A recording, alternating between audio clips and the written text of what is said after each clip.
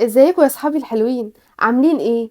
طبعا احنا طول الوقت بتجيلنا في راسنا افكار كتير جدا، في منها افكار حلوة وفي منها افكار وحشة. واكيد انتوا عارفين ان الافكار الوحشة دي بتكون من الشيطان. وطبعا ولاد بابا يسوع الحلوين ما بيسمعوش كلام الشيطان، وبيقدروا يغلبوه وينتصروا عليه، زي ما بابا يسوع عمل مع الشيطان في حكاية النهاردة، وهي حكاية الحد التاني من الصوم الكبير. والحكاية دي هنلاقيها في الكتاب المقدس في إنجيل متى في الإصحاح الرابع. تعالوا بقى أحكي لكم الحكاية من الأول خالص. فاكرين لما حكينا حكاية ربنا يسوع لما راح ليوحنا المعمدان علشان يعمده في نهر الأردن؟ طيب اللي ما سمعش الحكاية دي هيلاقيها ظهرت دلوقتي في علامة الآي اللي فوق، ممكن يبقى يروح ويسمعها.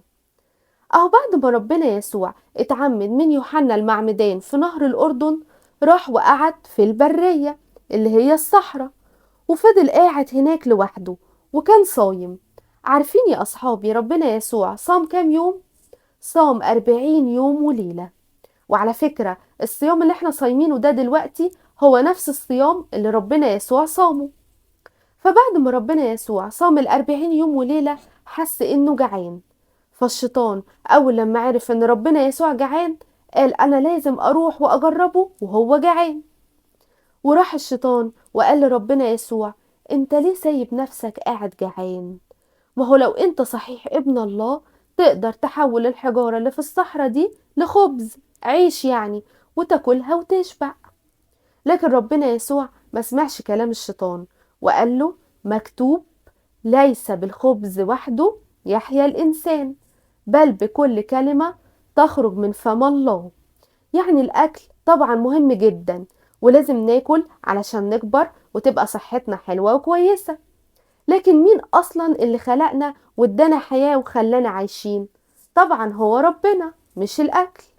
ودي كانت أول تجربة ربنا يسوع انتصر فيها على الشيطان وما سمعش كلامه.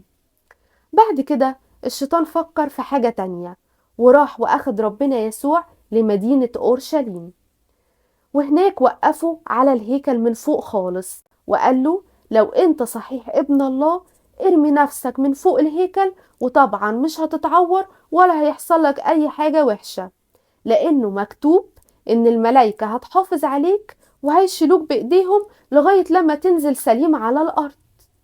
لكن ربنا يسوع برضو ما سمعش كلام الشيطان وقال له مكتوب لا تجرب الرب إلهك.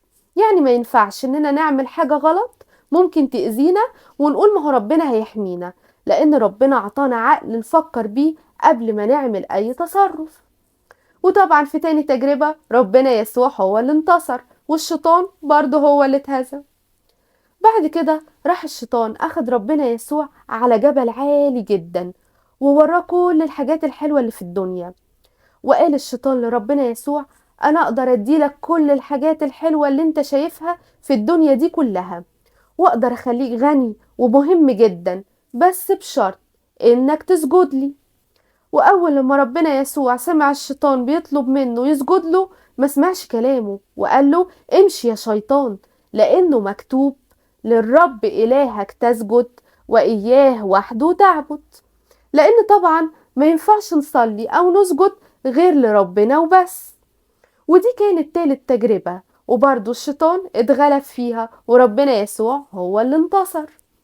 وبعد ما الشيطان مشي وهو مغلوب وزعلان جات الملايكة الحلوة وقعدت مع ربنا يسوع وكانت بتخدمه. وبكده يا أصحابي حكايتنا خلصت.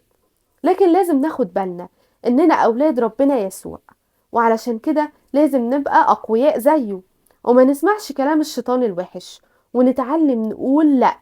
نقول لأ لأي حاجة وحشة زي الأفكار الوحشة أو الشتيمة أو الحلفان أو الكذب، لأن كل الحاجات الوحشة دي لازم نقول لها لأ، لأنها بتفرح الشيطان.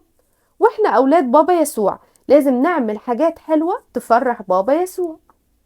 بصوا بقى، دلوقتي أنا هسألكم سؤال والشطار بس هم اللي هيعرفوا يجاوبوا عليه.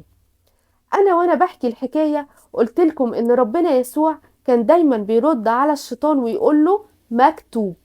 يعني نفهم من كده إن الكلام اللي ربنا يسوع كان بيقوله ده كلام مكتوب. طب يا ترى نلاقيه مكتوب فين؟ والشاطر أو الشاطرة اللي هيعرفوا الإجابة يكتبوها لي في التعليقات.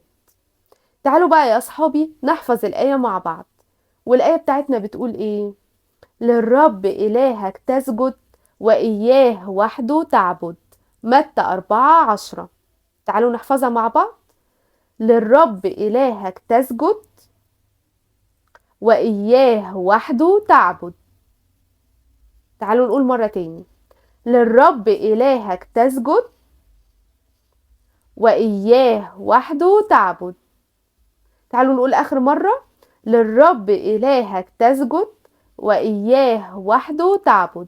متى 4:10. باي باي يا أصحابي الحلوين.